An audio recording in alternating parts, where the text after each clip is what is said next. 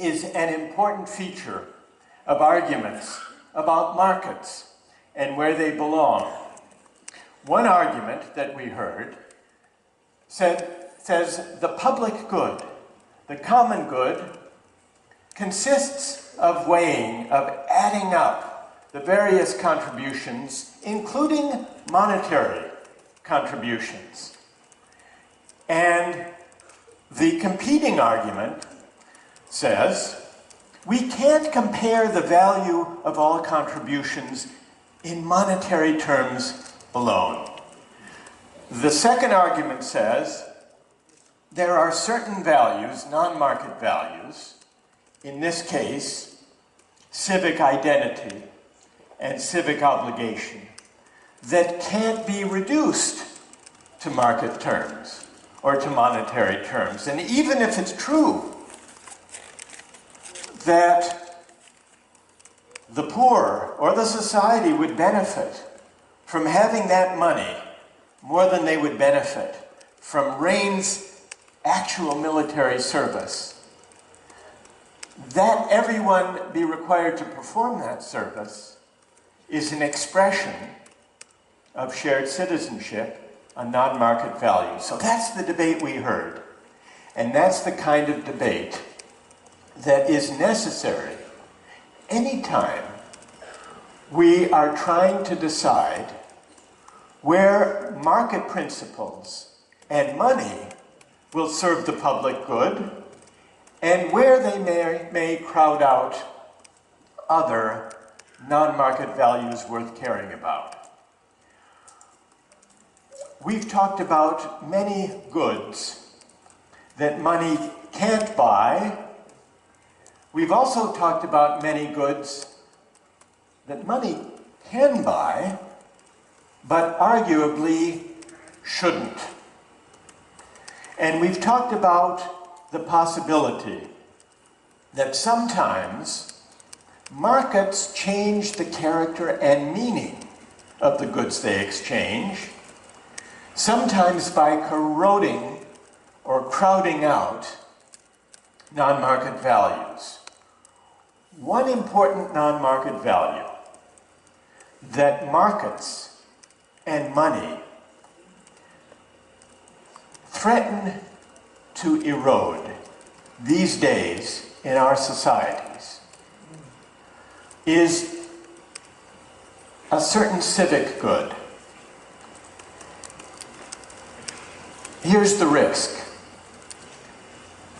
As money has come to buy more and more in recent decades, and as inequality between rich and poor has grown wider, there is a tendency, I certainly see it in my country, and I think in many democracies. You will know better than I whether it is a risk in Korea. But what I see is a growing tendency for rich and poor to live separate lives. Increasingly, we find that there are fewer and fewer public occasions when people from different walks of life, different social classes, meet one another, encounter one another in the ordinary course of life. Fewer class-mixing institutions. As money buys more and more, at a time of growing inequality, we live and work and shop and play in different places. Do rich and poor. Our children go to different schools. And this poses a danger to our shared common life. Democracy does not require perfect equality, but it does require that men and women from different backgrounds and different classes encounter one another in public places and learn to live with one another. Because this is how we learn to live with our differences, how to argue together, how to reason together, and how to respect one another. And so the danger of a market society, the danger of putting everything up for sale, is that we may find ourselves drifting apart rather than sharing a common life.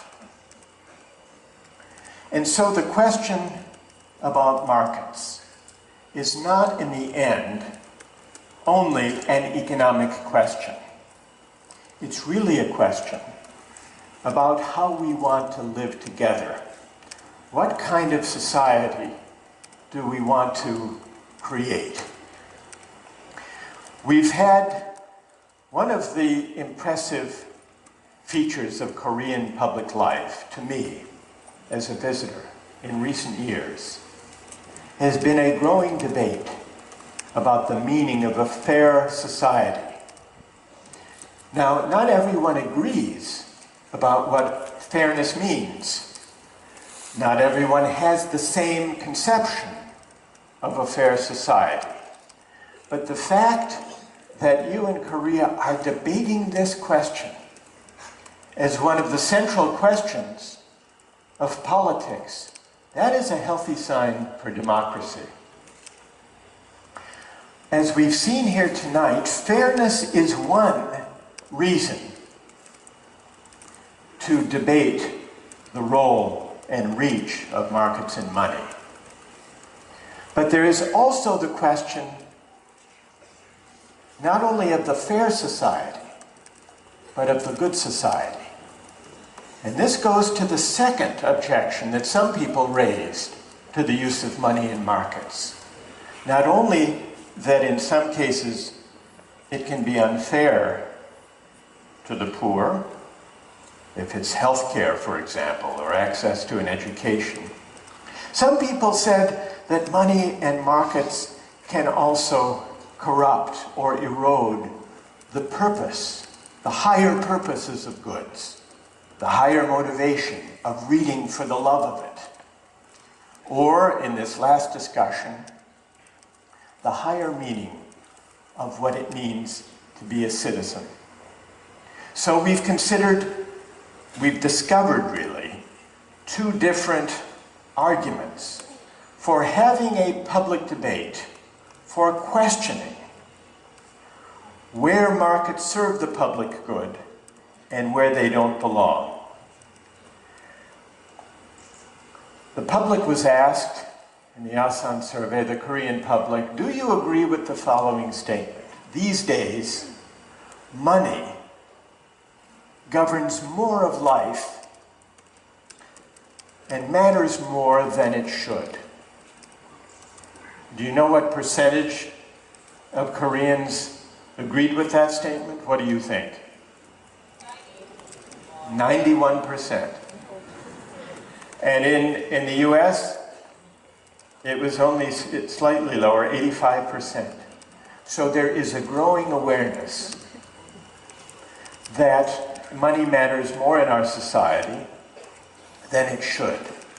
But what we have not yet seen in our public debates is a serious discussion of why money seems to matter more, and a serious debate about where markets and money belong and where they may threaten important other goods.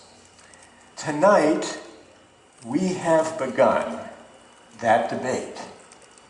And listening to the debate, listening to the arguments that we've had in this public place, I am deeply impressed, not only by the quality of the arguments.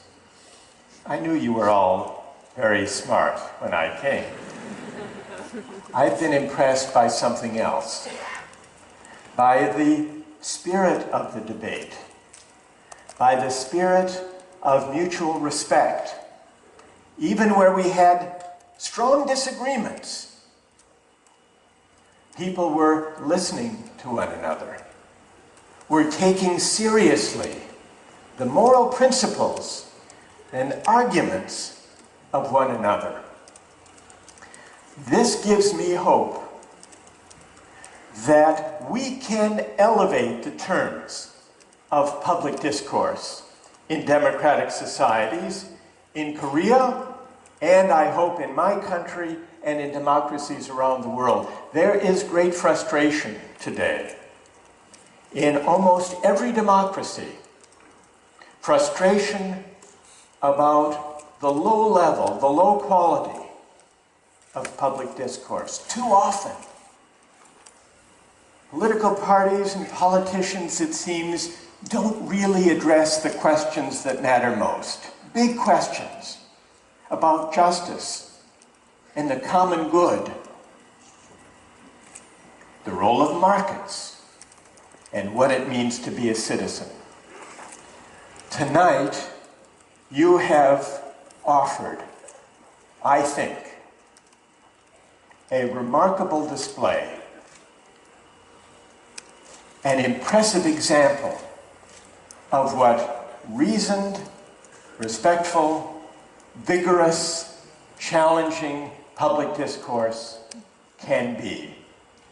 And my hope is that what we here have done tonight will be the beginning and an example that can lift up the way we reason together in public life about big questions that matter.